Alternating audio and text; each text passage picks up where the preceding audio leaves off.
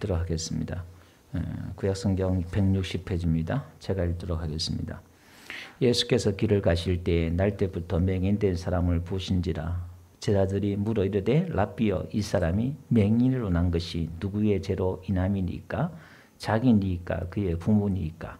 예수께서 대답하시되 이 사람이나 그 부모의 죄로 인한 것이 아니라 그에게서 하시는 하나님 하시는 일을 나타내고자 하십니다. 때가 아직 낮음에 나를 보내신 이의 일을 우리가 하여야 하리라. 밤이 오리니 그때는 아무도 일할 수 없느니라. 내가 세상에 있는 동안은 세상의 빛이로다. 이 말씀을 하시고 땅에 침을 뱉어 진역을 이겨 그의 눈에 바르시고 다같이 이르시되 실로암 못에 가서 씻으라 하시니 실로암은 번역하여 보냄을 받았다는 뜻이라. 이에 가서 씻고 밝은 눈으로 왔더라. 아멘. 예수님의 그 기적에 대해서 우리가 지금 계속 살펴보고 있는데요. 구약에 하나님의 그 기적이 81개, 81개가 나오고요. 신약에는 거의 60개가 나옵니다. 기적이. 근데 그 중에 33개가 신약 60개 중에 33개가 복음서에 예수님의 그 기적이 이렇게 나옵니다.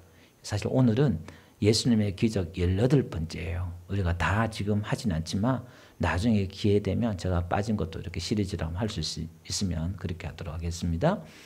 오늘은 18번째 예수님의 그 기적에 대해서 이렇게 살펴보는데요. 다시 한번 복습하고 정리하고 넘어가면 이 기적은 하나님께서 우리에게 말씀해 주시는 또 다른 하나의 방편인데요. 하나님은 설교로, 예수님 설교를 통해서 스토리 이야기를 통해서 이스라엘 역사를 통해서 이야기하시고 또 꿈으로 또 기적으로 또 다양한 방법으로 여러 모양으로 하나님께서 우리에게 말씀하십니다. 그래서 이 기적을 통해서 우리는 하나님의 그 말씀, 메시지를 우리가 찾아내야 돼요. 그 1차적인 목적은 우리의 문제 해결, 기적이란 것은 우리 인간의 그 필요를 해결하는 것이고 2차적으로 하나님의 그 뜻, 하나님의 2차적인 의미가 있는데 그것은 성경의 큰 주제가 하나님의 나라라 그랬잖아요. 하나님의 나라, 하나님의 그 뜻이 이루어지는 그 비밀이 그 속에 있다 그 말이에요. 그래서 오늘 18번째 나면서부터 소경된 자를 고치는 이 사건이 오늘 본문의 이야기인데요. 오늘 끝을까지 지금 사도 요한이 지금 9장 전체를 이 나면서 소경 고친 이 사건을 기록하고 있어요. 그러면 그냥 소경에 눈 떠서 고침받았다 이렇게 지금 그냥 간단하게 하면 되잖아요. 이걸 1절부터 41절까지 구구절절 성경을 쭉 설명하고 있어요. 이게 이제 요한복음의 특징인데 요한복음에 나오는 기적은 사도 요한은 그 기적이 어떤 의미가 있고 어떤 하나님의 메시지가 있는지 깊게 설명을 해요. 그게 이제 요한복음이에요. 그래서 이걸 이제 독수리 복음이다. 아주 수준 높은 복음이다. 마태, 마가, 누가복음과 다르게 요한복음은 그 의미가 상당히 깊은 그런 복음이다. 이렇게 이야기를 해요. 자, 그러면 오늘 이 본문의 18번째 예수님의 기적이지만 이 소경이 눈을 뜬 이 사건이 어떤 의미가 있는가? 못 보던 소경이 눈을 떴으니까 1차적으로 이 소경 입장에 봐서는 정말 그 자기 문제 해결을 받고 기적을 체험했잖아요. 그거보다 우리는 2차적인 그런 의미를 우리가 찾아내야 되겠지요. 이 의미가 뭐냐 이 말이에요.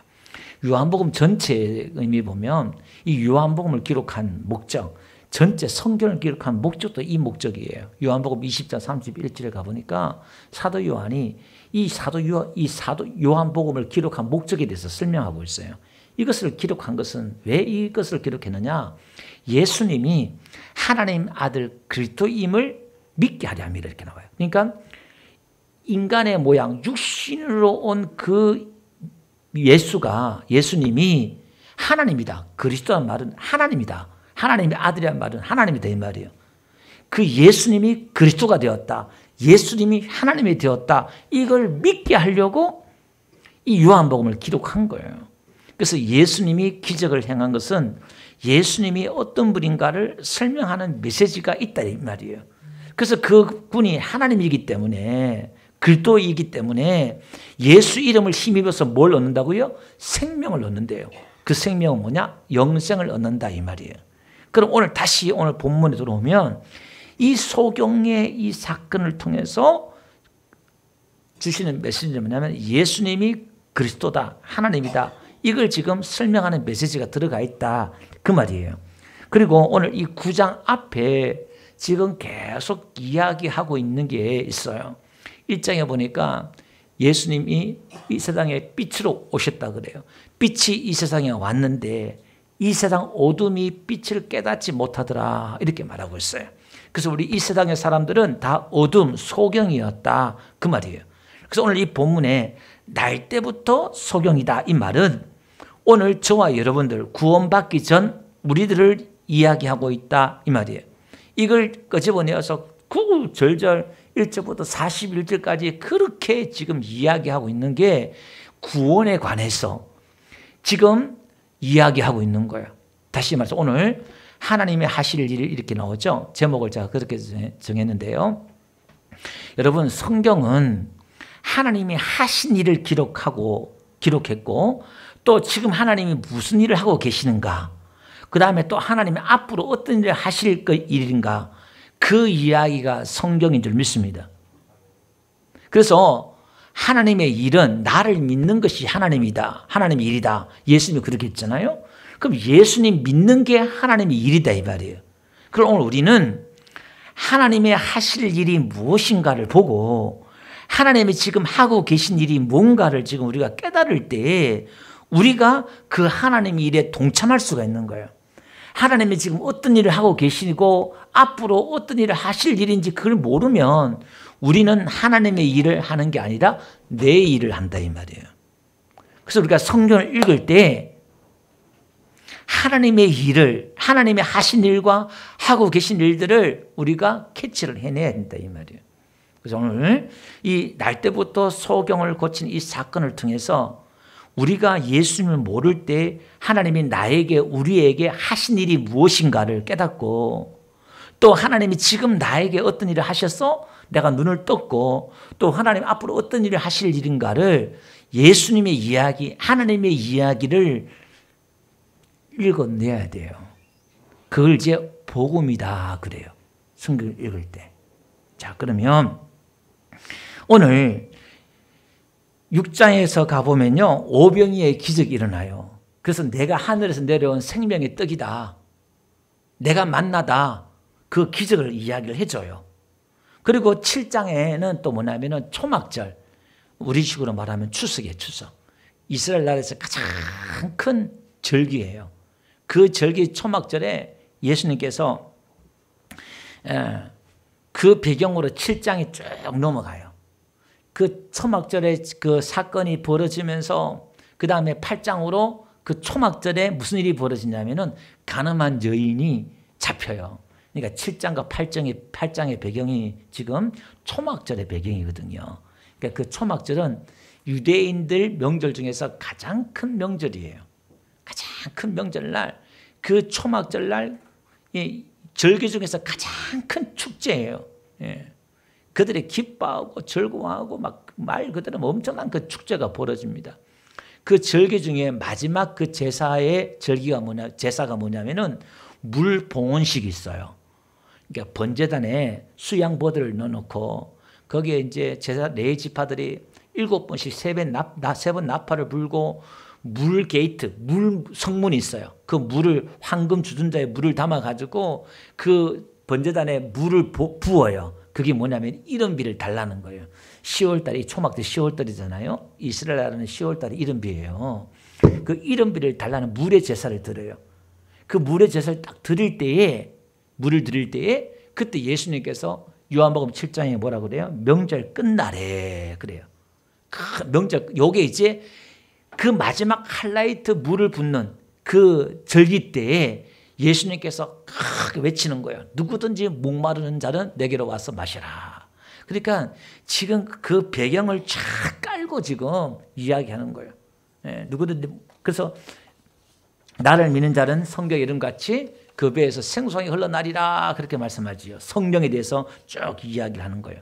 그러면서 그 마지막 날에 이제 우리가 레위기 24장인가요? 그때 강의됐습니다만 그때 막 밤새도록 불을 켜놓고 축제가 벌어져요. 그리고 그들이 이제 마지막 그 절기의 또 부분에 있어서는 그 성결에 대해서 세상과 짝하고 간음하지 말고 성결에 대해서 순결을 지키고 막 선을 물고 막 외치고 막 그래요. 근데 그 자리에서 그 시간대에 간음한 현장을 잡힌 거예요. 그러니까 지금 우리가 거룩한 예배 막 드리고 있는데 지금 죄를 지었다 이 말이에요. 그러니까 이거는 이 간음한 현장에 여인이 잡혔다 이 말은 지금 그들의 어떤 의식과 행하는 데 있어서 막 축제다 보니까 흥분하다 보니까 또 한켠에 또 그렇게 죄를 지었겠지요. 그러니까 이게 돌에 맞아 죽어서 사는 거예요. 그 사람들이 데려와가지고 이 여인 어떻게 할까요? 간음한 여인은 돌로 쳐 죽이라 그랬으니까 어떻게 할까요? 그 예수님이 땅에다 쓰시면서 죄 없는 자가 돌로 쳐 죽이라. 그러니까 사람들이 다 가잖아요. 나도 너를 정죄하지 않는다. 이게 이제 8장 이야기예요. 그래서 8장의 12절 보니까 나는 세상의 빛이다 이렇게 말해요. 그러니까 그 당시에 초막절에 그 초막 성전과 거기에 불이 밝고 빛이 있는 가운데서 예수님은 내가 세상의 빛이다. 그러니까 예수님 말씀하신 그 하나하나 배경이 그 당시에 지금 벌어지고 있는 상황에 비교해서 설명하고 있다 이 말이에요. 그래서 오늘 이 지금 7장과 8장과 계속해서 오병의 사건도 마찬가지인데 예수님이 자기를 계시하면 할수록 유대인들은 뭐냐면은 예수님을 잡아 죽이려고 하는 거예요. 그래서 예수님이 피해서 도망가고 막 그래요. 이렇게.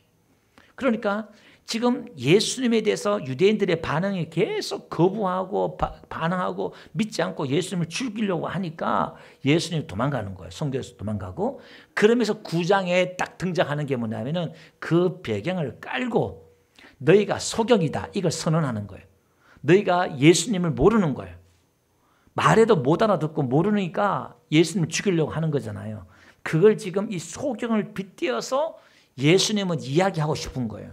우리 인류에게 저와 여러분들에게 가고 오는 세대에게 예수님의 그 메시지 하나님의 그 메시지 예수님이 지금 어떤 지경에 와서 어떤 인간들을 끄집어내어서 살려내는 그 과정들을 지금 대비해서 예수님과 지금 유대인들이 대표적으로 나왔지만은 바리새인들이 대표적으로 나왔지만은 그게 보편적인 우리 인간들의 모습이라는 거예요. 그래서 하나님을 아는 자도 없고 찾는 자도 없고 깨닫는 자도 없고 우리 인류는요 죄지은 인간들은 죄와 허물로 죽었던 우리들은 하나님에 대해서 인식도 없고 믿을 생각도 하지 않고 깨닫지도 못하는 거예요. 근데 오늘 예수님이 오셔서 이 소경을 고쳐주는 사건이잖아요. 1절 한번 봅시다. 예수님께서 길을 가실 때 날때부터 맹인된 사람을 무하신지라 보신지라 이렇게 나와요. 이게 지금 예수님께서 보신지라 이 말이 에이도란 말을 써요. 이게 에이도란 말이 여기서 이제 알다라는 뜻이에요. 그러니까 이게 에이도인데 오이다란 말, 오이다가 이제 보다란 말이거든요. 근데 그 어근이 같은 어근이에요. 이게 지금 무슨 뜻이냐면은 이런 겁니다. 이 원어의 의미는 여기다 숨겨놓은 게 뭐냐면 날 때부터 예수님이 길 가다가 우연히 날 때부터 소경을 우연히 본 게 아니라 예수님은 이 소경에 대해서 다 알고 있는 거예요. 이미 다 알고 있었겠어요. 그냥 우연히 본 게 아니라 하나님은 우리가 태어나기 전에 우리가 모태에서 짓기 전에 우리를 이미 알고 계신 줄 믿습니다. 그게 이제 전지전능하다는 거예요. 지금 나의 기질, 나를 누구보다 잘 아시는 분이 하나님이다 이 말이에요. 그래서 삭개오야 내려오너라 그러고 모세야 그러고 아브라함 그러고 가르쳐 주지 않는데 하나님 먼저 이름을 부르고 오시잖아요. 이름을 불러준단 말은 나를 안다는 거예요. 그 이름은 인격을 말하니까. 아멘. 내가 하나님 믿기 전에 하나님 나를 먼저 하신다니까요. 아멘. 자, 그 이야기를 하고 있는 거예요. 그래서 유독 성경에는요 많은 기적이 일어나는데 중풍병 사건이 한 2번 일어나고요. 다른 사건도 그냥 한 번씩 일어나는데 소경 고치는 사건은요 5번 일어나요. 바디메오부터 해가지고 소경 5번. 유독 이걸 많이 이야기하고 있어요. 그러니까 우리가 지금 어둠이고 소경이다 이 말이에요. 우리는 하나님을 알 수도 없고 믿을 수도 없는 존재다 이 말이에요. 우리가 죽었다 이 말은 죄로 죽었다 이 말은 우리 스스로는 하나님 앞에 나갈 수 있는 힘과 능력이 없다는 거예요. 예수 믿고 구원받으세요. 말은 이렇게 하지만 우리는 예수 믿을 수 없다 이 말이에요. 빛이 내 안에 와야 태초에 빛이 하나님이 빛이 있으라니까 빛이 있었잖아요. 그 어둠이 그 창세기 1장의 그 이야기가 우리 이야기, 구원의 이야기다 이 말이에요. 그 자연 만물을 통해서 영적인 우리 상태를 이야기해 준다 이 말이에요. 아멘. 그 빛이 오지 않고는 우리는 볼 수 없다. 그 성경을 우리가 좀 깊게 보면 이렇다 이 말이에요. 그러니까 제자들이 이렇게 말해요. 2절에 보니까 이 소경이 누구 죄 때문에 그렇습니까? 자기 죄 때문에 그렇습니까? 부모 때문에 그렇습니까? 이렇게 물어요. 그러니까 이교들이 갖고 있는 그 생각들이 지금 제자들도 갖고 있는 거예요. 그러니까 이 여러분 질병이나 이런 것들은 죄로 인해서 나타나는 경우도 있어요. 그 다음에 이제 자연적으로 우리가 이런 병이 또 올 수도 있고, 그 다음에 우리가 또 실수해서 인간이 또 잘못해서 병이 또 오고 그럽니다. 질병이. 우리가 병이 걸리거나 이렇게 아프거나 할 때 뭔가 또 하나님 앞에 죄를 지어서 잘못해서 그러나 이렇게 생각하지 말라 그랬지요. 근데 율법적인 사고예요. 그걸 몰라요. 하나님이 어떻게 할지, 어떤 루트로 왔는지 우리는 몰라요. 다양한 방법으로 우리가 잠을 안 자고 몸을 혹사시키면은 또 병이 걸리잖아요. 이렇게 음식 때문에 오기도 하고 유전 때문에 오기도 하고 다양하게 온다 이 말이에요. 그러니까 지금 이들의 생각은 딱 죄 때문에 누가 잘못해서 이렇다 이렇게 딱 각 생각을 갖고 있는 거예요. 그러니까 예수님께 이렇게 딱 묻잖아요. 그러니까 예수님께서 3절에 뭐라고 말씀하셔요? 누구 죄 때문에 그런 게 아니다. 그에게서 하나님이 하신 일을 나타내고자 하십니다. 이렇게 나와요. 근데 여기 말이 좀 오해할 수 있어요. 그러면 하나님이 하신 일을 나타내게 하려고 이를 속여 만들었나? 이렇게 생각할 수 있잖아요. 그런데 이 말이 그 말이 아니에요. 하나님이 하실 일을 드러내기 위해서 이 사람을 소경 만든 게 아니라 이 사람이 소경된 이 사람에게 하나님의 하실 일을 나타내겠다 이런 뜻이에요. 정확히 번역을 하면은, 해석을 하면 그게 더 정확해요. 이게. 그러니까 이미 나쁜 주어진 상황과 이 소경된 결과를 통해서 하나님의 기적을 통해서 하나님의 하실 일을 나타내겠다는 거예요. 아멘. 자, 그러면 여기서 보니까 또 우리가 그렇게 말하고 있죠. 아직 낮이면 우리가 하나님 일을 해야 된다 이렇게 말하는데 우리가 아니라 내가, 여기 이제 번역이 원어에 찾아봐도 두 가지 번역이 있어요. 우리가도 있고 있는데 제가 보니까 내가라는 게 좀 맞아요. 내가 I must work라는 말인데 내가 반드시 해야 된다 이 말이에요. 내가 하나님의 아직 낮이니까 나를 보내신 일을 반드시 내가 해야 된다. 밤이 오니까 그때는 아무 일도 할 수 없다. 예수님 십자가 죽으면 이 땅에 할 수 없다. 이런 뜻이겠죠. 우리도 마찬가지죠. 같은 의미를 두고 있는 것 같아요. 자, 그러면 하나님의 하실 일이 뭐냐 그 말이에요. 하나님이 그 하실 일이 뭐냐. 이사야 안 가볼게요. 9장에 가보면 이사야 9장에 보니까 예수를 모시기 700년 전에 이사야를 통해서 예언했던 이야기예요. 거기에 보니까 흑암에 행하던 백성이 큰 빛을 보고 사망의 그늘진 땅에 거주하던 자에게 빛이 비추도다 이렇게 나와요. 그러니까 이 땅에 흑암 중에 있는 백성이 큰 빛을 본다. 예수님을 본다 이 말이에요. 그게 이제 뒤에 가보면 6절 가보니까 그 이야기를 해놓고서 6절 가보니까 이는 한 아기가 우리에게 그게 이제 뭔지 설명해요. 한 아들을 우리에게 주신 바 되었는데 그의 어깨에는 정사를 메었고, 그러니까 예수님을 이야기하는 거예요. 지금 예수님을 보내주신다. 그러니까 그 빛이 예수님을 보내주셔서 흑암 중에 빛을 보게 하겠다 이 말이에요. 그러면서 뒤에 7절 끝에 가보니까요 뭐라고 하냐면은 이걸 맨 마지막에 보니까 만군의 여호와의 열심히 이를 이루시리라 이렇게 나와요. 그러니까 지금 어둠이 있는 흑암 중에 있는 백성들에게 큰 빛을 보게 하게 하는데 하나님의 열심히 이것을 이루게 하겠다는 거예요. 그래서 우리가 성경 읽을 때 뭘 봐야 된다고요? 하나님이 하신 일과 하고 계신 일과 앞으로 하실 일들에 대해서 우리는 하나님이 지금 막 얼마나 역사하고 일을 하고 있는지 자꾸 거기에 대해 눈을 열어야 돼요. 아멘. 우리는 지금 이스라엘 백성들이 이 눈이 안 열리니까 하나님이 계신가 안 계신가 10번이나 시험에다가 죽었잖아요. 우리 눈에는 하나님의 주무시는 것 같고 일하시지 않는 것 같아요. 풍랑에 막 난 죽을 지경이 됐는데 예수님 옆에서 잠만 자고 계시는 것 같아. 하나님 일하고 계시지 않는 것 같아요. 그리고 우리는 두려워하게 되고 우리의 믿음이 떨어지고 작아진다 이 말이에요. 그럼 우리의 믿음은 언제 커요? 하나님은 일하신다는 거예요. 하나님이 일하신다, 살아계시고 역사하시고 일하신다, 이걸 믿을 때에 다윗처럼 믿음이 커져요. 그러니까 그 이름을, 만군의 여호와 이름을 의지해서 너는 칼과 창으로 나오지만 나는 만군의 여호와 이름으로 나간다, 이 말은 하나님은 지금 일한다는 거예요. 하나님 일하니까 돌멩이 던져도 골리앗을 무너뜨린다 이 말이에요. 아멘. 그러니까 우리는 지금 이 역사 가운데도 하나님이 지금 역사를 주관하고 계시고, 역사 가운데요 하나님이 없는 것처럼 이 세상이 뒤죽박죽이고, 호세아도 마찬가지예요. 도대체 하나님 살아계신가? 세상에 공의가 없고 정의가 없고 뒤죽박죽이고 악이 난무하고 하나님이 그걸 방관하는 것처럼, 그러니까 보고만 있는 것처럼 악인이 의인을 갖다가 핍박하고 공격하고, 그런 이 도대체 세상이 뭐냐? 그렇게 우리가 생각할 수 있다 이 말이에요. 유태인이 500만 명인가요? 600만 명 학살당할 때 하나님 어디 있냐고 그렇게 했지만, 우리의 생각과 다르게 하나님은 살아계신 줄 믿습니다. 하나님은 이 역사를 다 주관하고 일하고 계신다. 이걸 믿어. 내 인생도 마찬가지죠. 지금 환난, 풍파가 어려움이 있지만은 여러분 하나님을 잠잠히 바라보시면서, 하나님이 지금 내 인생을 통해서 내가 생명이 있단 말은 하나님이 지금 나를 붙들고 있다 이 말이에요. 하나님이 일하고 계신단 말이에요. 그걸 믿을 때 내가 먼저 진정할 수가 있고 평안할 수가 있고 고통과 환난 가운데서 내가 쉼을 얻을 수 있는 줄 믿습니다. 그 하나님을 믿으시길 바랍니다.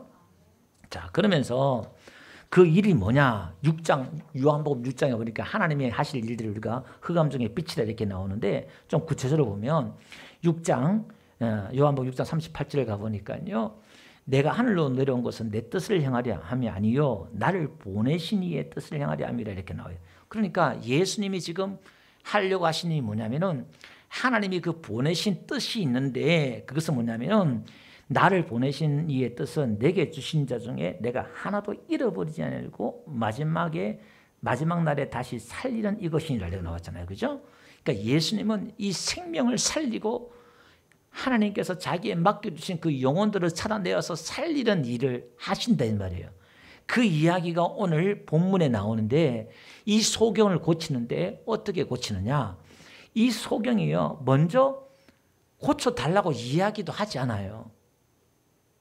또 예수님을 부르지도 않았고 보지도 못했단 말이에요. 근데 예수님 먼저 아시고 가서 침을 뱉어서 흙과 이겨요. 근데 독특하게 지금까지 말씀으로 다 치료했잖아요. 근데 더럽고 그냥 침을 이겨가지고 가다 눈에다 탁 붙이고 바르니까 얼마나 지저분하게 지금 이렇게 고칩니까? 근데 여기는 하나님의 메시지가 있는 거예요. 여러분, 이 흙이라고 한단 말은 창세기 2장 7절 보니까 사람을 하나님 흙으로 지었잖아요. 그리고 인간이 죄를 지으니까 창세기 3장 38절 가보니까 흙이니 흙으로 돌아가라 이렇게 말해요.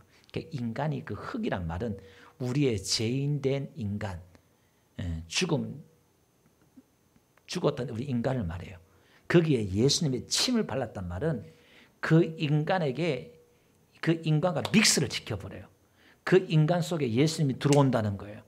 그 예수님과 인간이 흙이 하나가 된다는 말은 예수님의 그 의가 흙에 전가되고 그 흙의 죽음이 예수님께 전가되는 거예요. 우리가 제물 드릴 때, 흠없는 양을 잡을 때 흠없는 그 양의 흠없는 것이 나에게 전달되고 내 죄가 양에게 전달되는 것처럼 예수님의 생명이 우리에게 들어오고 우리의 죽음이 예수님께 전가되어서 예수님이 대신 죽으잖아요. 그 믹스된단 말은 예수님이 죽으시는 거예요. 그걸 이야기하는 거예요. 그래서 실로암, 그것도 모르니까 일부러 실로암 7절에 보니까 실로암 몫에 가서 씻어라 이렇게 말해요.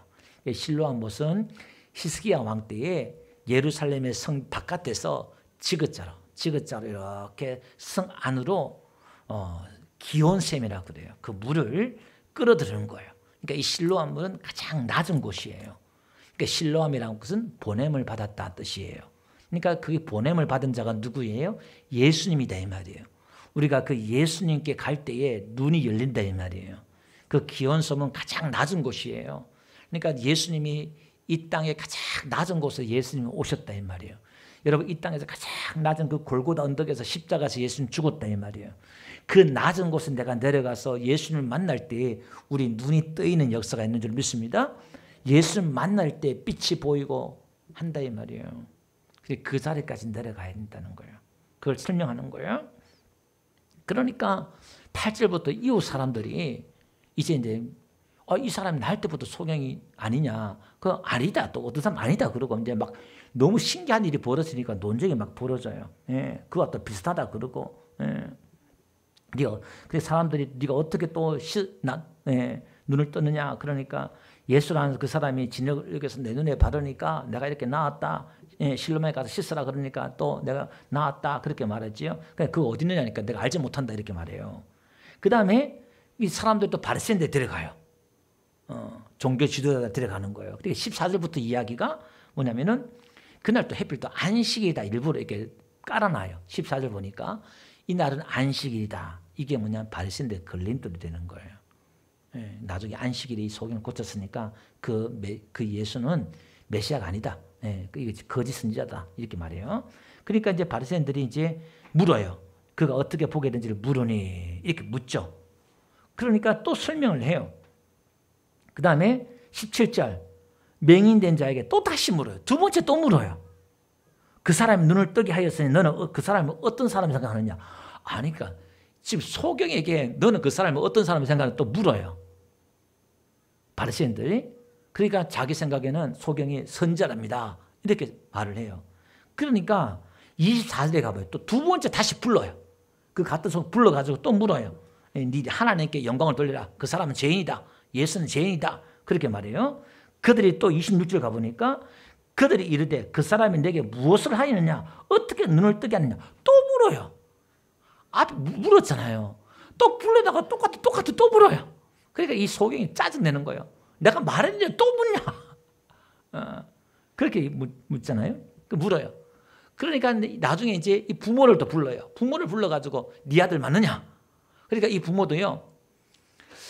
어떻게 눈 떴냐 그러니까 나도 모르겠다고. 그가 컸으니까 그한테 물어보라고. 그래요. 왜냐하면은 예수님이 그리스도다. 예수님이 하나님이다. 예수님이 메시아다. 인정하면은 출교를 당해버려요. 여러분 이 출교라는 것은 유대 사회에는 모든 관계가 끊어지는 거예요.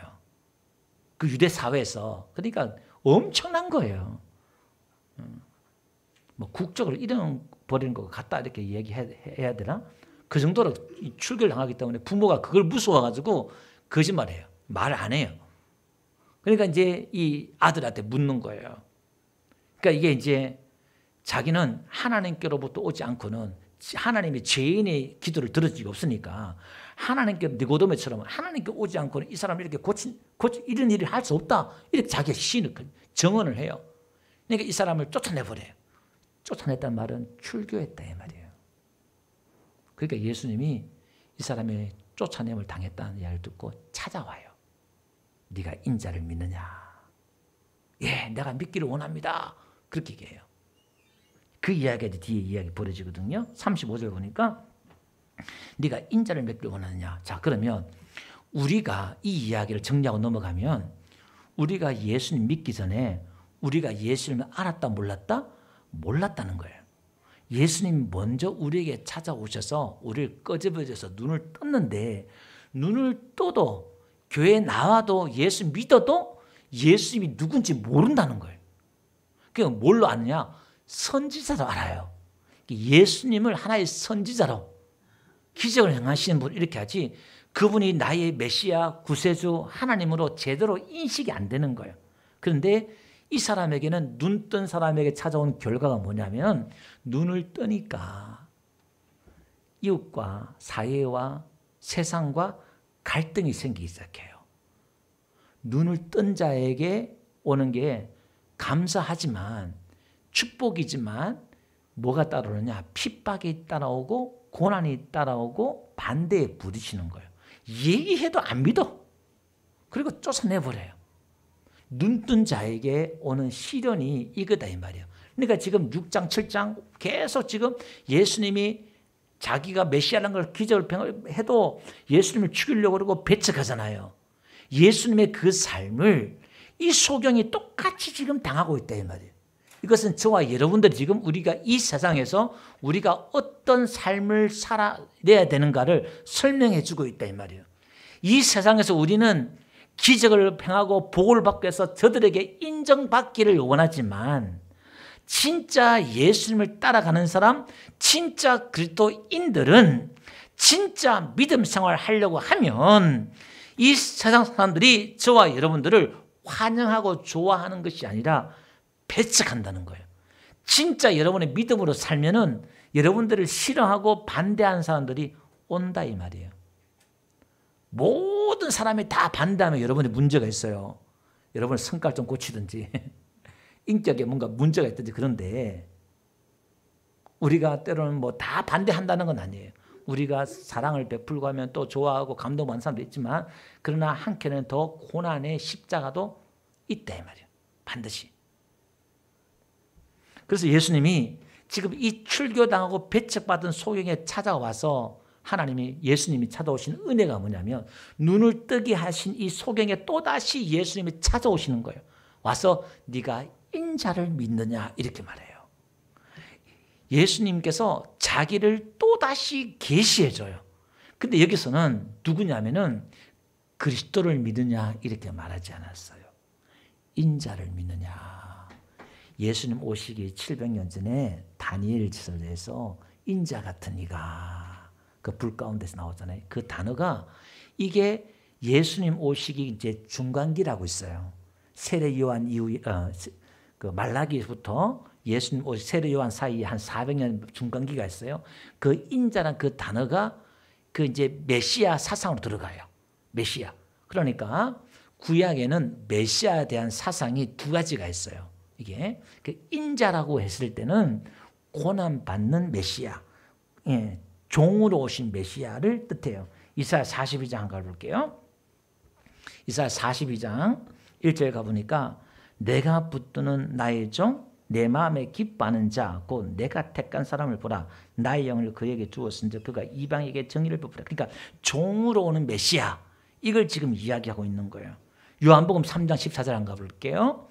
모세가 광야에 뱀을 든 것 같이 인자도 들려야 하리라. 그러니까 고난받고 죽는 메시아는 뱀처럼 죽어서 십자가에 달린 거예요. 그걸 인자라 그래요. 인자는 고난받고 매 맞고 죽으러 오는 예수, 이걸 이야기하는 거예요. 마가복음 8장 31절 볼게요. 31절 보니까요. 인자가 많은 고난을 받고 그리스도가 고난받는 인자가 고난받아요. 마가복음 10장 45절에도요. 인자가 온 것은 섬김을 받으려 함이 아니라 도리어 섬기려 하고, 그러니까 낮은 메시아라는 거예요. 그러면 이제 구약의 두 번째 메시아의 사상은 뭐냐면은 시편 2편 7절에 보니까 이게 이제 왕으로 오신 메시아예요. 내가 여호와의 명령을 전하노라. 여호와께서 내게 이르시되 너는 내 아들이라. 오늘 내가 너를 낳았도다. 이게 이제 왕에 등극할 때, 이스라엘 왕을 등극할 때 이 구절을 왜 해줘요? 그 왕은 하나님의 아들이에요. 근데 사실 이것은 누구에 대한 이야기냐면은 메시아, 예수님에 대한 이야기예요. 왕으로 오신 메시아예요. 그러니까 구약에는 이 땅에 인자로 오는 메시아, 왕으로 오는 메시아 두 가지를 설명한다 이 말이에요. 그러면 초림 예수는 인자로 오고 뒤에 재림 예수는 왕으로 오신 메시아인 줄 믿습니다. 그러니까 우리가 이렇게 한번 보세요. 여기서 딱 보면은 산이 두 개가 있어요. 산이 두 개가 있는데 여기서 보면 산이 몇 개로 보일까요? 똑같은 산이 두 개가 있는데 앞줄에 있으면은 산이 몇 개로 보일까요? 하나로 보여요. 그러니까 유대인들은 어떤 메시아만 기다리냐면은 왕으로 오는 메시아만 기다려요. 메시아가 그리스도가 하나님이 고난받고 죽는다는 걸 그들은 상상도 못하는 거예요. 그런데 성경은 그걸 이야기하고 있는데, 예언했고 이야기하고 있는데 그들이 눈이 가려서 그걸 이해를 못하는 거예요. 그 예수님이 고난받고 십자가에 죽는다? 그 상상도 못하는 거예요. 그래서 그들은 메시아가 왕으로 심판주로 오는 메시아, 이것만 기다리는 거예요. 그 유대인들이 예수님 믿지 못한 이유가 그거예요. 그래서 예수님 오셔서 네가 인자를 믿느냐 이렇게 말해요. 우리 위해 죄를 위해 죽으시고 고난받은 그 예수를 네가 믿느냐 이게요. 근데 이게 이제 왕으로 오신 메시아, 인자로 오신 메시아, 이 두 가지가 성취되는 게 뭐냐면은 마가복음 1장 9절과 11절에 이 두 개가 같이 동시에 성취돼요. 봅시다. 그때 예수께서 갈릴리 나사렛부터 와서 요단강에 요한에게 가해서 요한에게 세례를 받으시니 곧 물에 올라오실새 하늘이 갈라짐과 성령이 비둘기같이 자기에게 내려오심을 보시더니 하늘로부터 소리가 나기를 너는 내 사랑하는 아들이라. 이게 시편 2편 7절이에요. 왕의 등극식이에요. 그러니까 예수님이 세례 받으시고 올라오실 때 그 왕의 등극식, 메시아로 왕이 하나님 아들 등극하는 거예요. 내가 너를 기뻐하노라 하시니라. 이게 이사야 42장 1절 말씀이에요. 이게 이 두 가지 말씀이 동시에 이루어지는 게 오늘 이 본문의 말씀입니다. 자, 그러면 이제 36절 본문에 들어가서 네가 인자를 믿느냐 할 때 36절 내가 믿고자 합니다 이렇게 얘기해요. 내가 믿습니다도 아니고 내가 믿고 싶습니다 이 말이에요. 자, 예수님을 통해서 예수님이 나에게 오셔서 내가 예수님을 보게 되고 내가 교회에 나왔는데도 불구하고 이미 그를 구원해 주셨잖아요. 이미 구원해 주셨는데 이 소경이 지금 구원을 몰라요. 우리 구원이 요한복음 3장에 바람이 임의를 불며 어디서 왔다 어디로 가는지 모른다고 그랬잖아요. 사람이 거듭나는 거 이와 같다는 거예요. 지금 이 소경이 거듭났어요. 중생했어요. 구원받았어요. 근데 이 사람이 그 구원을 안다 모른다? 모른다는 거예요. 그러니까 이미 구원받은 사람이 눈 뜬 사람이 내가 예수 믿기를 원합니다. 이렇게 말해요. 그러니까 에베소 2장 1절에 그렇게 말하잖아요. 그는 허물과 죄로 죽었던 너희를 살리셨도다.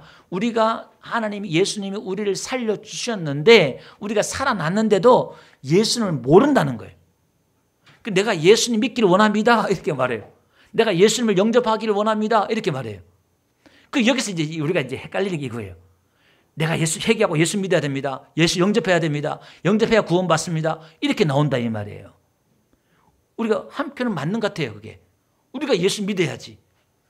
이게 이제 성경에서 큰 문제가 되는 거예요. 이게 이제 알미니주의냐 칼빈주의냐 갈라지는 이거예요. 그러니까 알미니안주의가 내가 예수 믿으면 구원받고 안 믿으면 지옥 간다 이렇게 나와버리거든요. 그러면 이게 이제 왜 큰 문제가 되냐면은 이게 맞는 것 같은데 이게 성경을 깊게 보면은 그 문제가 아니라 내가 예수 믿을 수 있다 없다? 없다는 거예요. 영접할 수 없다는 거예요. 성경이 이야기하는 게 이거예요. 근데 이제 우리는 이미 빛이 나에게 들어와서 하나님이 감동시켜서 완악했던 우리의 마음이 우리가 교회는 막 꼴기도 싫고 막 그냥 예수 이야기만 들어도 막 화가 나고 막 그런데 이게 어느 순간에 보니까 교회 가고 싶다는 생각 들고 예수에 대해서 예수님에 대해서 교회에 대해서 조금 마음이 수그러지고 부드러워진 마음이 있잖아요. 하나님이 작업하신 거예요. 그래서 어느 순간부터 교회 가고 싶다. 하나님이 작업하신 거예요. 아멘. 그리고 교회에 나왔어요. 목사님의 세례교육 세가족 공부하면서 영접하고 이렇게 했는데도 아직 몰라. 잘 모르는 거예요. 애가 태어났지만 눈을 잘 못 뜨잖아요. 시간이 걸리잖아요. 태어났음에도 불구하고 아직 잘 모른다 이 말이에요. 그 이야기를 요한복음 1장에 보니까 영접하는 자, 그 이름을 믿는 자에게는 하나님의 자녀되는 권세를 주신다 이렇게 말하고 있잖아요. 근데 영접해야지. 내가 영접해야지 하나님 자녀가 되잖아요. 근데 그 뒤에 보니까요. 이는 혈통으로나 육종으로 되는 게 아니라 오직 하나님께로 난 자들 이렇게 나와요. 그러니까 우리의 인간의 힘과 노력으로 되는 게 아니라 하나님으로만 된다 이 말이에요. 그러니까 우리를 누가 낳았다는 거예요. 하나님이 나를 낳은 거지 내가 태어난 게 아니다 이 말이에요. 이걸 이해를 해야 돼요. 그러니까 성경을 깊게 보면은 이게 나와요. 그 알미니안주의로 가면은 내가 구원받았다, 하나님 나를 살려주셨다는 감격이 없어요. 그 은혜에 대한 감격이 없다 이 말이에요.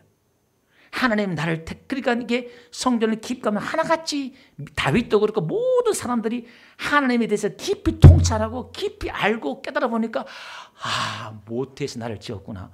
하나님 창조에서 나를 택했구나. 이 고백이 자꾸 나오는 게 뭐냐면 하나님에 대해서 이해하니까 신앙이 깊어지니까 하나님이 하신 일과 하신 일과 이걸 자꾸 보니까 눈이 열리는 거예요. 그러니까 뭐냐? 나를 구원해 주셨다는 이것. 그러니까 예수 믿는다는 이 하나만으로도 내 안에 뭐가 나오느냐? 감격이 넘쳐요. 하나님 나를 자녀 삼아 주셨다. 내가 예수 믿었다. 다른 것 안 해줘도 이 하나만으로도 내가 평생 충성할 수가 있고 평생 하나님 믿을 수가 있고 평생 하나님을 감사할 수 있는 거예요. 이 감동이 없네. 돈보따리 하나님 터지고 기적을 베풀어줘야 감사하는 게 아니라 이미 나에게 엄청난 기적을, 그래서 애굽에 있는 사람을 그들이 와서 하나님이 끄집어내잖아요. 하나님이 약속하시 끄집어내잖아요. 아멘. 우리 믿는 자에 대한 그 감격, 감사, 은혜가 거기서부터 나와야 된다 이 말이에요. 하나님 나를 터치해 주셨다. 나는 하나님 못 만나봤는데요. 아니요. 여러분 눈 떠야 돼요. 하나님이 지금 여러분을 지금 보세요. 하나님이 아담을 지을 때 흙을 이렇게 빚는단 말이, 하나님이 흙으로 지었다 이 말이, 토기장이가 흙을 막 이렇게 주물러 만들잖아요. 그걸 하나님, 그러니까 여러분들이 지금 하나님의 손길이 있다. 못해서 하나님이 코, 눈 이렇게 만들었다 이 말이에요. 나는 왜 이렇게 못생겼나 하지 마세요. 하나님이 그렇게 다 만들었다 이 말이에요. 감사해서 이렇게. 그러니까 하나님의 지금 손길이 나에게 있다 이 말이에요. 하나님의 손길이 나에게 있다 이 말이에요. 아멘. 그 대한 감격, 감사, 나를 살려주셨다는 그 감사, 그 말이에요. 그러니까 이게 무슨 말이냐면 아까 침 바르고 흙에 이겼다 이 말은 구약에 수없이 이야기하는 게 하나님이 이스라엘의 신부고 하나님의 남편인데 결혼해가지고 끌고 가는데도 이 아내들이 남편을 배신하고 간음하고 떠나더라 이 말이에요. 예레미야 한번 볼게요. 31장 31절 한번 볼게요. 여호와의 말씀이라. 보라 날이 이르니 내가 이스라엘 집과 유다 집에 새 언약을 맺으라. 그러니까 이게 너희들이 못 알아, 죄송해요. 좀 말을 거치게 해서 못 알아 처먹으니까 내가 신약에 새 언약을 새롭게 세우겠다 이 말이에요. 뭐냐면 하나님이 내가 새 일을 행하겠다 이 말이에요. 그게 뭐냐? 이 언약은 내가 그들의 조상들의 손을 잡고 애굽 땅에서 인도하던 내던 날에 맺은 것과 같지 않을 것은, 그러니까 구약이 신의 살에 맺은 언약이에요. 나는 너희 하나님, 너희 나의 백성, 이렇게 이제 율법을 통해 맺은 언약이에요. 내가 그 같지 않다 이 말이에요. 내가 그들의 남편이 되어도 그들이 내 언약을 깨뜨렸습니다. 그러니까 그 신의 살에 맺은 언약이 결혼식이에요. 결혼식. 나는 너희 하나님, 너희 나의 백성, 이 말을 지키면은 내가 복을 주겠다. 그 율법을 줬잖아요. 그 이제 결혼식 언약을 한 거예요. 우리가 결혼식 할 때 서로 언약을 지키잖아요. 언약식 하잖아요. 그거 했단 말이에요. 근데도 이스라엘 백성들이 1500년 동안 예수님 올 때까지 율법을 어기고 배반하고 배신했다 이 말이에요. 결혼해도. 그러니까 안 되겠다. 하나님이 그 작정이 뭐냐면은, 그러나 33절, 그러나 그날 후에 내가 이스라엘 집과 맺을 언약을 이르나니 곧 내가 나의 법을 그들 속에 두며 그들 마음에 기록. 그러니까 이게 침을 발라 흙을 찍은 것처럼 내가 그 속에 들어가겠다는 거예요. 그들과 하나가 되겠다는 거예요. 우리 안에 들어오겠다는 거예요. 아멘. 우리가 믹스시켜서 이제 도대체 인간은 그 안에, 인간은 그 성경은 하나님이 이렇게 해라, 내가 지금 복을 줄게, 그 또 반역하고 또 반역하고, 구약의 이야기가 인간이 끊임없이 계속 거역하고 반역하고 거역하고 반역하고 못 알아먹잖아요. 우리는 도대체 왜 이럴까? 이 인간들이 왜 이럴까? 하나님이 기적을 베풀고 음성을 들려주고 역사하고 영광을 보여주고 해도 또 돌았으면 또 하나님이 배신하고 하나님이 저주하고 심판하고 하나님 사람 죽어 나감에도 불구하고 우리 민술 강의하잖아요. 하나님이 심판하고 한 걸 보여줘도 또 돌아서 또 원망하고, 이게 뭐냐는 이 말이에요. 그러니까 인간이 어떻다는 걸, 내가 어떻다는 걸 한두 번 말하는 게 아니라 그 수천 년 역사 동안 반복해서 계속 이야기하면서, 나라는 인간은, 우리 인간에게는 하나님을 믿을 수 있는 힘과 능력이 없다는 거예요. 하나님의 말씀을 지킬 수 있는 능력이 우리 인간에게는 없다는 거예요. 그 이야기가 반복해서 로마서 7장에 사도 바울이 AD 57년경, AD 57년 로마에서 그 로마서를 기록한 것은 뭐냐면, 사도 바울이 그 마지막 말년에 기록한 거거든요. 그가 고백한 내용이 뭐냐면, 내가 원하는 바 선행하지 않고 악만 행한다 이 말이에요. 그 사도 바울도 내가 예수 믿고 눈을 뜨고 나서 거룩하신 하나님을 믿고 내가 죄를 안 지으려고 얼마나 거룩하게 몸부림치면서 죄와 싸웠다 이 말이에요. 그가 평생 하나님, 낙원까지 3층 하늘까지 보고 온 사람이잖아요. 사도 바울은 예수님께 직접 계시를 받은 사람이잖아요. 그만큼 은혜 받은 사람이 어디죠? 성경을 13권에 기록한 게 사도 바울이잖아요. 근데 그렇게 하나님의 은혜를 받은 사도 바울도 하나님 말씀대로 살려고 하는데 자기가 원하는 바 선언하지 않고 뭐가 나오느냐? 죄가 나오더라 이 말이에요. 그 미쳐버리는 거예요, 바울이. 그래서 깨달는 게 육신은 죄로 죽었고 영은 하나님으로 산다 이 말이 뭐냐면 우리 인간의 이 말은 예수님을 믿어도 눈을 떠도 우린 평생 죽을 때까지 뭐 할 수밖에 없다? 죄를 지을 수밖에 없다 이 말이에요. 우리 인간이 그렇다 이 말이에요. 그런 게 우리 인간 한켠은 예수 믿어도 죄를 지어요. 평생 여러분 지금까지 제가 성경대로 예언할게요. 여러분 예수 죽을 때까지 죄 안 지는 사람 없다 이 말이에요. 그러니까 우리 다 지옥 가야 되잖아요. 그런데 한켠에 예수님 내 안에 들어오셔서 예수님 우리를 살려주셨단 말이에요. 우리에게 예수님이 성령이 들어오셨다 이 말이에요. 아멘. 다시 한번 정리할게요. 성령이 내 안에 들어와 계신단 말은 내 안에 죄가 있다는 거예요? 없다는 거예요? 이제 헷갈려요. 다시 이제 복습합니다. 하나님은 죄와 함께 거할 수 있어요? 없어요? 죄인이 하나님 앞에 나가면 그냥 죽어버려. 왜? 하나님은 거룩 그 자체이기 때문에 이 죄와 하나님과 같이 동시에 있을 수 없어요. 근데 그 하나님이 내 안에 들어와 있다 이 말은 내 안에 죄가 있다는 거예요? 없다는 거예요? 그죠? 내 안에 죄가 있지만은 예수님의 보혈로 이걸 덮어버리고 하나님의 성령의 의로 예수님의 의로 이걸 덮어서 죄가 없는 걸로 쳐주겠다는 거예요. 아멘. 그러니까 오늘 우리는 한켠은 죄를 짓지만은 한켠은 예수님의 의가 있어서 이 은혜로 천국 간다 이 말이에요. 아멘. 그러니까 우리는 죄로 죽었고 그분이 나를 살려주셨고 이분이 지금 끌고 가고 있는 게 뭐냐면 예수 이름이 성령의 의가 이 의의 길로 인도한단 말이에요. 이 의의 길로 인도한다 이 말이에요. 아멘. 이 의의 길로 인도해서 내가 죄인이구나 이걸 자꾸 깨달으면서 우리는 하나님의 그 의를 발견하면 발견할수록 뭐가 나와요?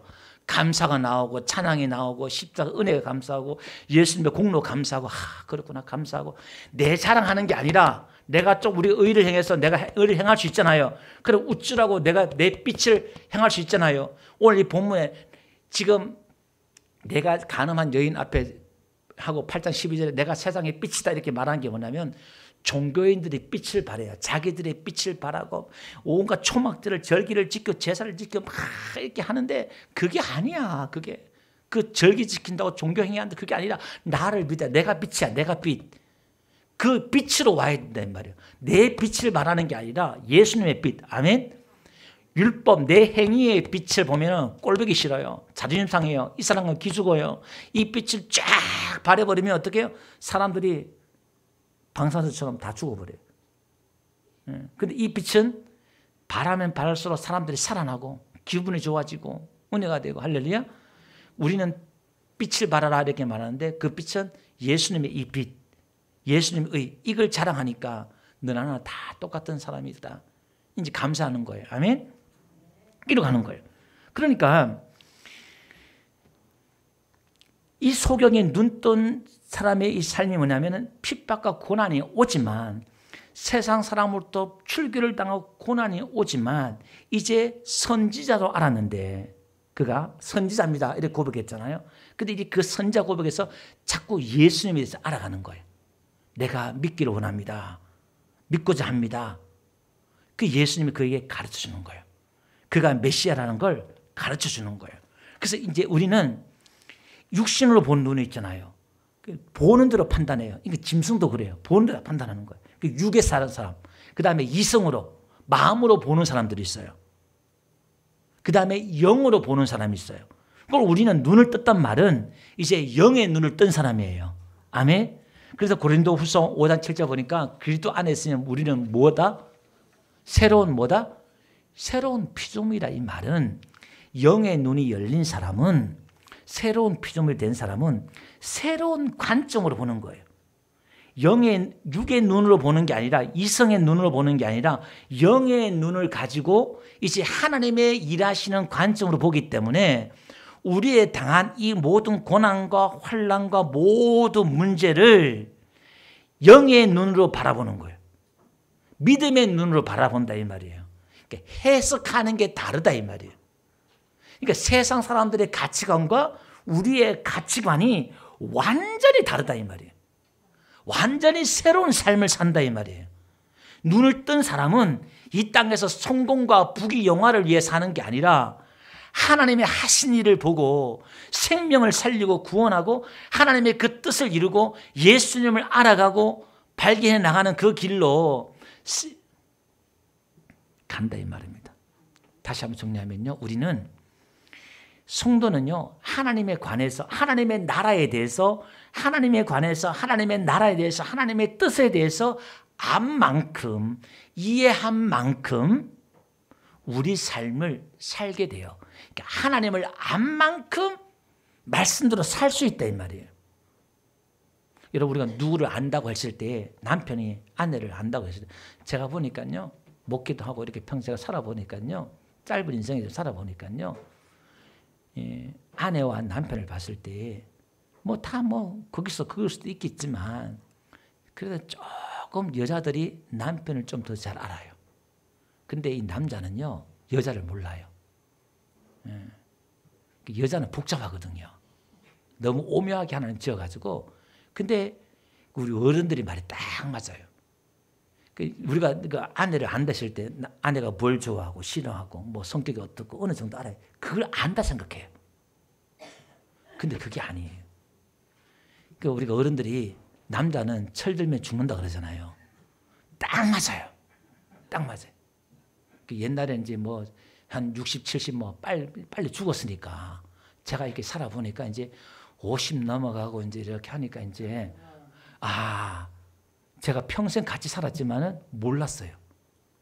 그 여자에 대해서 이 같이 공감하고 안다는 게 조금 인식이요. 와, 그걸 배워서 아는 게 아니잖아요. 그거는 수없이 가르치고 해도 다 한다는데 그게 아니에요.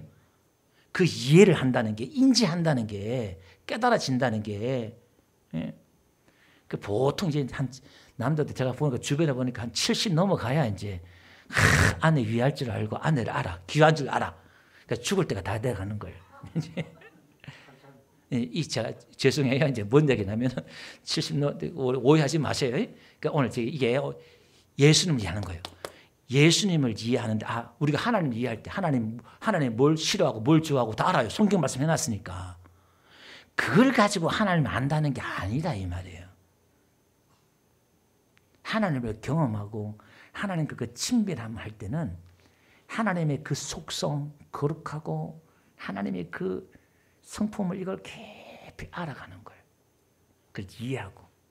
그것은 무단히 그냥 기도할지 몰라도 하나님 앞에 이렇게 엎드리고 기도도 하고 주여 했다가도 그냥 시간 보내보기도 하고 여러분처럼 이렇게 예배 나와보기도 하고 이렇게 할 때에 보이지 않는 영적인 하나님의 지혜를 열어 지혜를 주셔서 하나님 이렇게 자꾸 만드셔서 제 경험상 보니까요. 제가 지나온 거 쭉 이렇게 사역하고 기도하고 이렇게 거의 한 5, 6년 이렇게 오면서 거의 한 40년 가까이 오면서 이렇게 쭉 보니까 하나님이 이렇게 찾아오셔서 하나님이 이렇게 느끼게 해주셔요. 그걸 하나님을 배우게 해줘요.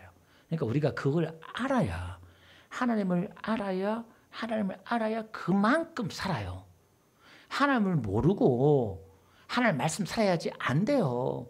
유치원생이 어떻게 대학 졸업하고 군대 갔던 사람처럼 그렇게 부모를 위해 살고 희생하고 그렇게 해요. 성숙하고 그냥 커야 이제 부모를 위해 희생할 줄 알잖아요.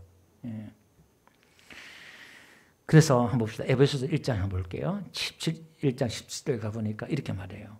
우리 주 예수 그리스도의 하나님 영광의 아버지께서 뭘 주시자? 지혜와 계시의 영을 너희에게 주사 하나님을 알게 하시고. 그러니까 하나님의 지혜의 영이 와야 돼요. 이 지혜의 영이, 지혜가 제일이라잖아요. 이 지혜가 딱 와야 세상 보니까 이거 우연히 된 게 아니구나. 뭔가 하나님을 아는 거예요.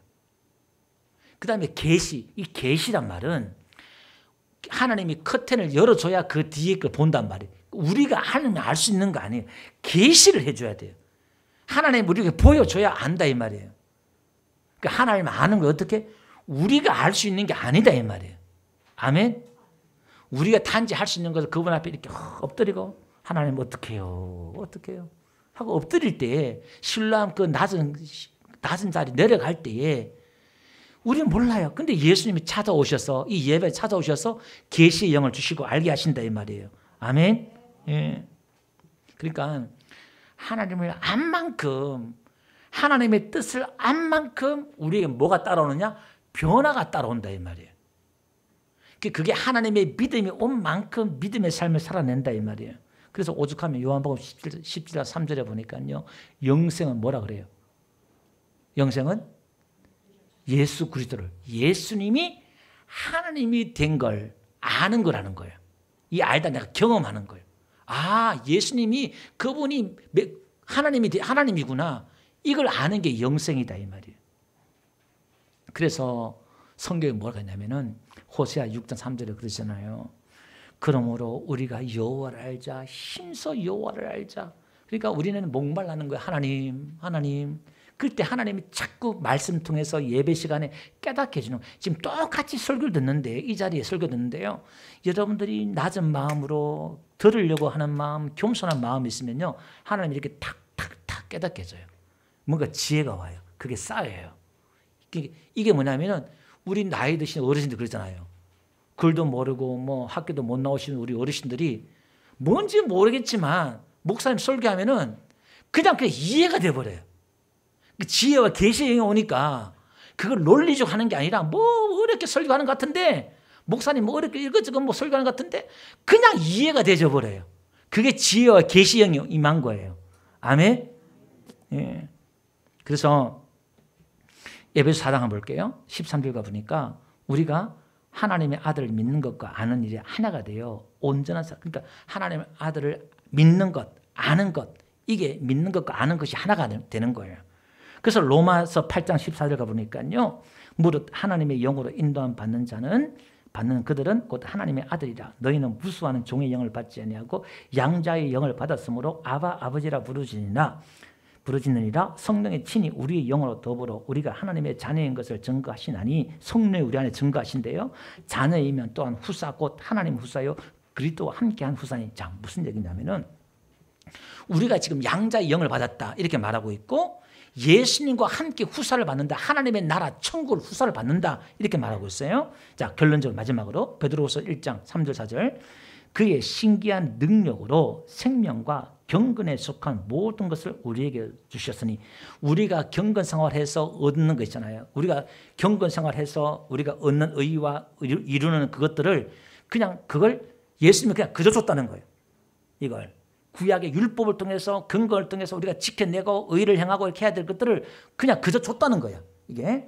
그 다음에 이는 자기의 영광과 덕으로 우리를 부르신 자를 알므로 말미암아 예수님을 우리를 부르신 자를 알므로 말미암아 줬다는 거예요. 이로써 그 법에 이렇고 지극히 큰 약속을 우리에게 주사 이 약속으로 말미암아 그 약속으로 말미암아 너희 정욕을 인하여 세상에서 썩어질 것을 피하여 그 약속을 알고 이게 무슨 얘기냐면 자 결론을 드릴게요. 내가 지금 양자의 영을 예수님의 양자의 영을 받아서 성령을 받아서 하나님을 뭐라 불러요? 아버지라 부른다는 거예요. 그리고 나는 양자는 뭐가 있어요? 유산이 있다 이 말이에요. 하나님께 받을 유산이 있다는 걸 내가 알아요. 하나님 나에게 약속을 주셨잖아요.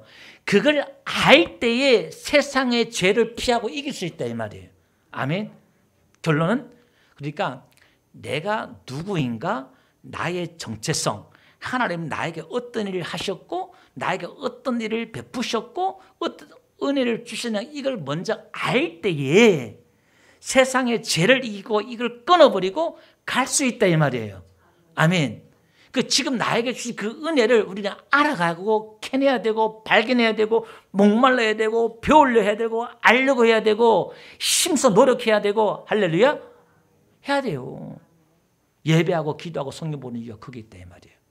그럴 때 우리는 자동적으로 그냥 철이 들면은 세상이 그냥 싫어요. 죄를 이긴다 이 말이에요. 기도하겠습니다.